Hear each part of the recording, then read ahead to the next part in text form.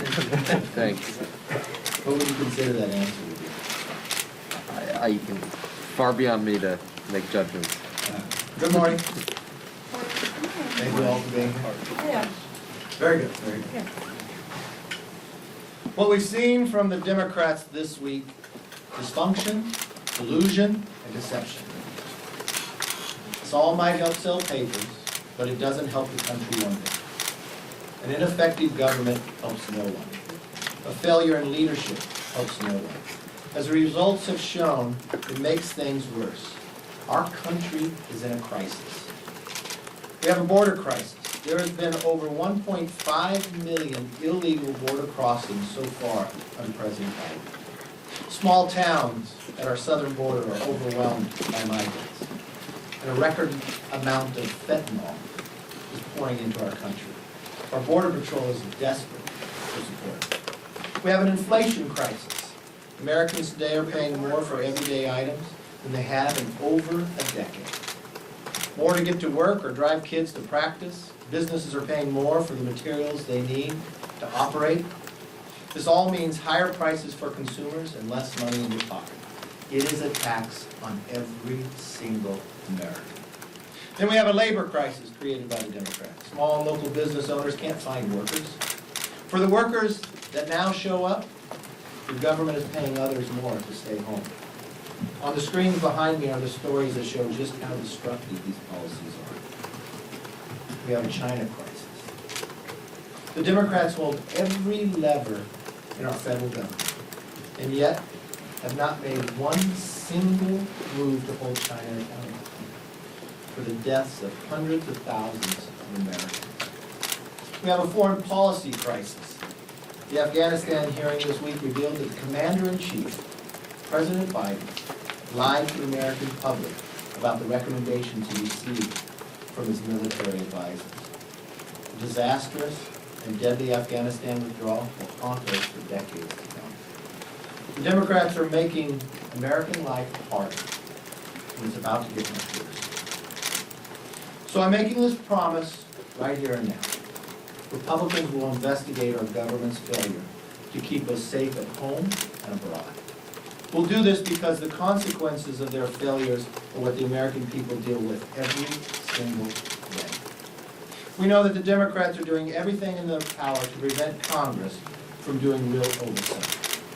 But that will end the minute Republicans take back the majority. The Democrats have forgotten that we're supposed to focus on the people, not us. But for the past several months, that's what Democrats have done. They have wasted the American people's time. They have lied every step of the way. President Biden said no one making under $400,000 will see their federal taxes go up. That's a lie, just like he lied about Afghanistan. In fact, under his plan, an average family who earns over $50,000 will see a tax increase. Joe Biden and Nancy Pelosi said this bill will cost $0, zero. I don't know if that's Common Core math or not, but that's a lot. Their tax and spend plan costs $4.3 trillion. It might not cost nothing to the elites who think they'll vote for it, but it'll cost almost every single American, the hard-earned taxpayers, money for it. And now Democrats want to spy on anything you buy that costs $600 or more. Government wants to know what you're doing with your money. By hiring 85,000 new IRS agents to dig through every aspect of your life, the Democrats want to enlist a bureaucratic army to achieve their goal of a big government socialist nation. So instead of waking up to a country in crisis, Democrats are asleep at the wheel and leading us to an unrecognizable future. Our country is in a crisis, and it's time the Democrats focus and focus. That was what I. Yes, ma'am. So it sounds like Speaker Pelosi is moving forward with bringing the bipartisan bill to the floor. How confident are you that you have enough members that aren't going to put that over the edge with how hard you guys have been whipping against it? The question will be more so for the Speaker. She was so confident, I thought we were having that vote on Monday. Are we still having that vote today? I'm not sure. We'll find out. But the question for you is, where are your members? We know what she's saying. Where do you think your members are? I think the majority of the overwhelming amount of our members are going to vote no, because they don't view it as an infrastructure. Our conference wants to have an infrastructure. I went to the White House in Oval Office, that's exactly what I told the president. We want to build roads, highways, bridges, broadband, airports. We want to reform NEPA. We want to make sure this happens so it's built in less than a decade. We want to be able to make sure America is competitive. What we found is we got a bill with nobody on committee on the Republican side working on it. We now found that the Democrats, from the President Biden, Bernie Sanders, the budget chairman, to Nancy Pelosi, that it's no longer one bill. It's reconciliation with infrastructure. That's not something we want. That's not something we can afford, and that's not something we support. Leader McCarthy. So Don Young is the dean of the House. He's been around here a long, long time. Yeah. But he says he's going to vote for this. He says it's not a perfect bill, but he sees enough that can benefit his constituents. Kind of back to Jake's point, if you're thinking about every member of your conference representing their constituency, are you confident that you can keep it from going more than 8 votes? Because really Pelosi can only afford to lose, I don't know what a whip count is. I can't tell you that. All I know is they are the majority. They should have enough votes. I listened to the speaker claim that she's having challenges because somehow seats are not filled. She's only 1 vote short of where a full Congress is at. So I don't know how that's a challenge. The challenge is how she flip-flops back and forth. If she wanted to have an infrastructure bill, if the president wanted to have an infrastructure bill, he should have said it shouldn't become one bill. He should have focused just on infrastructure. But what they want to do is restructure and transform America. You just sat through her press conference. This is the culmination of her life's work in public policy. So it's not an infrastructure bill. It is one bill and members approve. But just to follow up real quick, I if I was could. wondering, I'm sorry. I was just wondering, you just mentioned Congress should be focused on holding China accountable for the deaths lost to the virus. Why do you use those words, and what is your proposal for how Congress can do so? Well, I rolled out a plan a number of months ago. First and foremost, I think we should release all the intelligence that we have to all the nations about where this virus originated from. I think, secondly, we should be able to have the ability for anyone who lost their lives to hold China accountable, be it in the courts, just as we did after 9/11. Thirdly, I think we should make sure that all the nations together should not reward China with the Olympics. So there are a number of things that we can do. We should also make sure that the funding of where our money goes, if it goes to a grant or somewhere else, for the idea of the studying of what was happening in China, make sure no money goes there ever again, or to Iran, or to North Korea and others. I think it's a reflection of what we put a 5-point plan out a number of months ago about this. So this is nothing new. This is something that we want to hold people accountable to. Yes. Leader McCarthy. Yes. Yes, as of today, if the infrastructure bill does not pass, the highway funding runs out. The Senate's Doesn't have to. the Senate's currently working on a stopgap measure. I wonder if they pass that and get that over to the House, will you be encouraging your members to vote for that Yeah, stopgap? we have a continuing resolution. Think for one moment, the Democrats control every level. They control the House, they control the Senate, they control the presidency. Why are we, on the last day of government funding, having a crisis? Because they can't manage. Why would we even have a crisis about highway funding? Because the speaker's trying to create one to influence members to vote, putting a cliff. If the Senate passes a continuing resolution, which, why didn't we do this sooner so America would not be in a crisis? If they pass a clean CR, and I would like to see Iron Dome in there, but I know Democrats now in the House and in the Senate, that Israel is now something that they do not want to support, a defensive weaponry to help Israel.